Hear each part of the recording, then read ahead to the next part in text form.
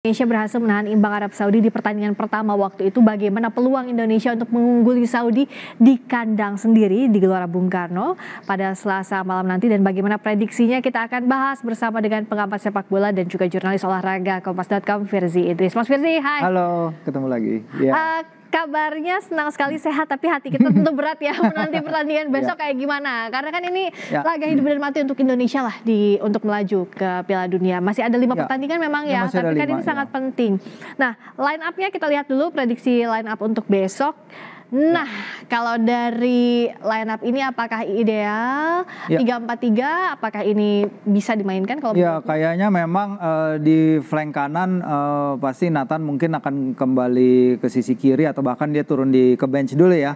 Yang pasti karena di kanan kan ada Sandy Walsh, sementara Kevin Dix sudah dipastikan Pak Marji juga tadi malam di Stadion Madia bahwa kondisinya kecil kemungkinan bisa bermain. Bahkan tadi baru aja saat kita tadi berbincang juga, bahkan nggak akan. Sama ya, tidak akan turun, memang berat, tapi kita lihat sedikit diimbangi oleh kembalinya Ivar Jenner di lini tengah, dan ini memang Friska adalah tim terkuat kita sekarang ini ya, dimana Indonesia kemarin itu bisa menciptakan hingga 8 peluang ke gawangnya Jepang, itu lebih tinggi daripada Australia, Bahrain, China digabung ketika mereka masing-masing menghadapi Jepang.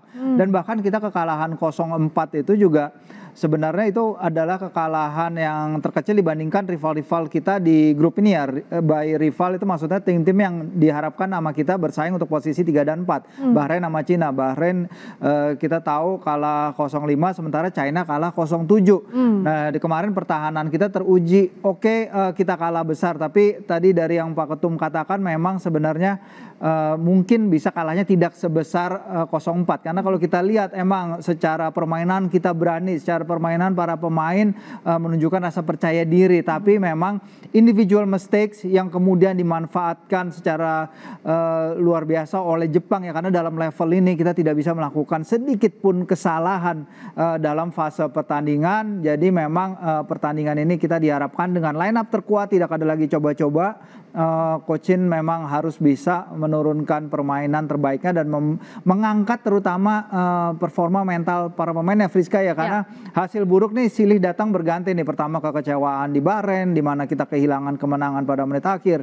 Di China kita dominate pertandingan, itu benar-benar kita kuasai pertandingan, tapi kita nggak bisa mencetak gol yang bisa membawa kita pulang dengan 3 poin. Dan kemudian lawan Jepang kemarin yang performanya oke sebenarnya, tapi ada beberapa momen-momen kelemahan yang akhirnya membuat kita harus kebobolan 4. Jadi Coach Shin dan kapten-kapten di tim terutama Jordi Amat, Idzes, Rizky dan lain-lain, mereka semua harus bisa mengangkat para pemain kita untuk kembali ke performa terbaik, lupakan hasil-hasil lain, dan jangan sampai apa yang terjadi selama ini menggulung terus menjadi suatu tren negatif dan beban kepada para pemain. Nah, untuk line up depan, apakah ini juga harus di lini depan ada evaluasi juga untuk melawan Arab Saudi? Ya, evaluasi pasti, karena dalam level ini one chance it has to be a goal. Satu chance kayak Ragnar kemarin one on one it has to be a goal.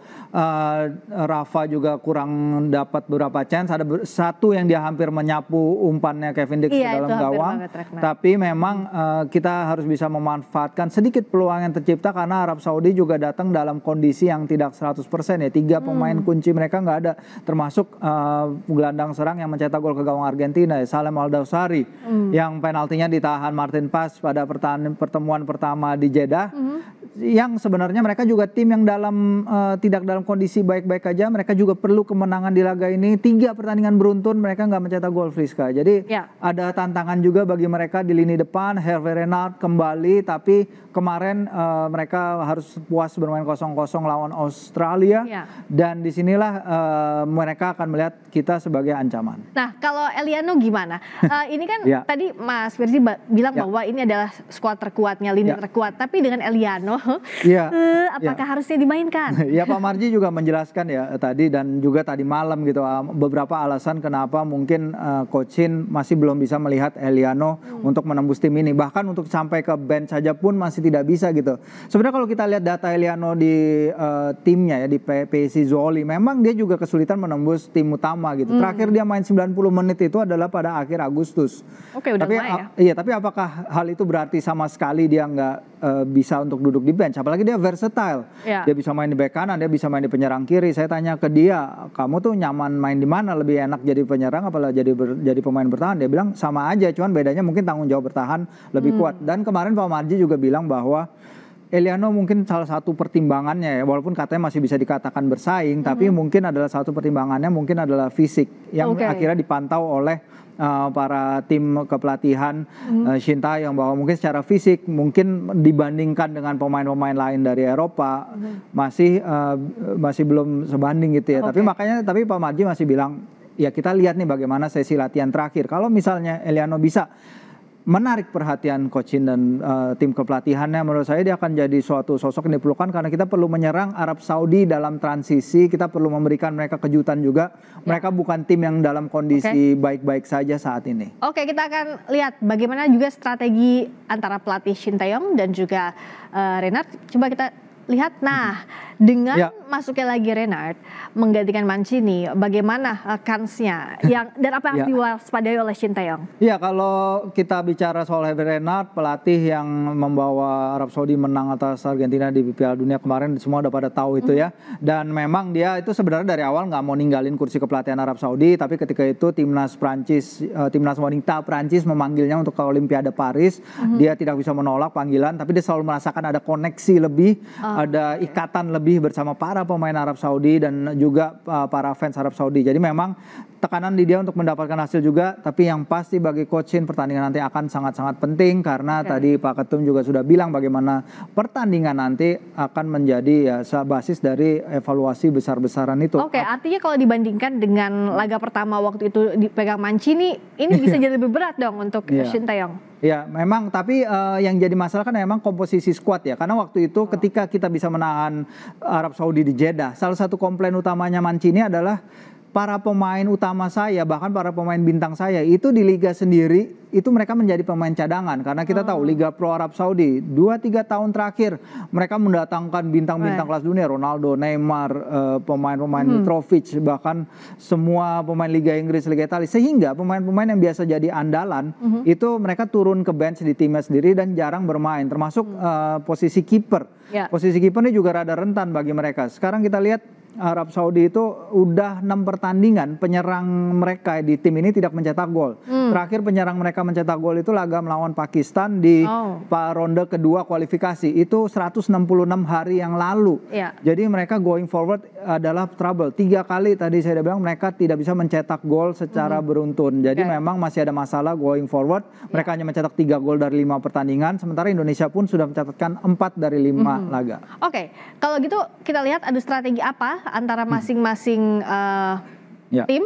Kita lihat nextnya, termasuk juga kalau menghitung skenario timnas lolos ke putaran keempat, itu harus ya tadi targetnya Pak Ketum kan Pak Erik ada 9 poin ya. Dengan kondisi begini seperti apa Mas? Iya, kalau kita lihat artinya 9 poin ya, at least kalau di laga tandang nanti kita belum tidak bisa mendapatkan poin lagi, artinya di laga kandang nih menang terus ya, termasuk lawan Bahrain, lawan China, which is sangat possible sebenarnya. Kalau memang kita bisa menyelesaikan beberapa masalah atau hambatan mungkin yang ada di tim kita, seperti finishing, seperti komunikasi, seperti individual mistakes yang terjadi di laga lawan Jepang. 9 poin bukan hal yang tidak mungkin ya, walaupun kita tahu sesama negara Asia Tenggara yang pernah lolos ke putaran ketiga ini, Friska, maksimal adalah mendapatkan 4 poin. Itu kalau tidak salah Vietnam ya, di antara yang 2018 apa 2022. Jadi memang tambahan 9 poin dari yang kita punya sekarang 3 memang adalah unheard of di level Asia Tenggara gitu. Kita akan mendobrak barrier yang sangat besar, mendapatkan suatu angka poin 12 yang artinya adalah 3 kali lipat dari perolehan terbaik negara Asia Tenggara sebelum ini, yaitu Vietnam. Nah tadi kalau ada satu problem juga yang komunikasi, Pak Sumarji di dialog sebelumnya kan bilang bahwa sudah ada dialog hati ke hati antar para pemain, ini bisa jadi pintu masuk yang baik nggak sih Mas untuk besok?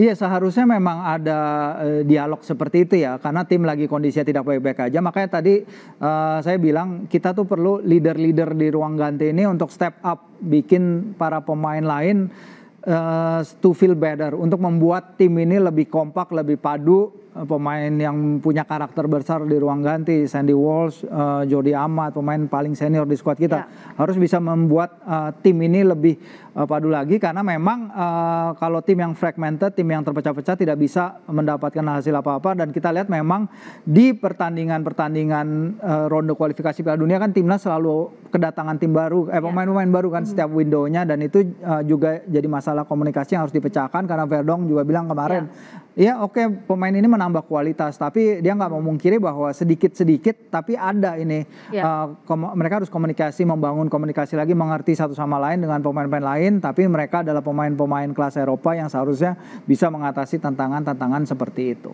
Oke, kita fingers crossed untuk besok, semoga bisa menampilkan performa terbaik lawan Arab Saudi, karena gimana pun juga ya sekarang beban harapan ada di pundaknya timnas ya Mas, kita sudah sejauh ini untuk melangkah.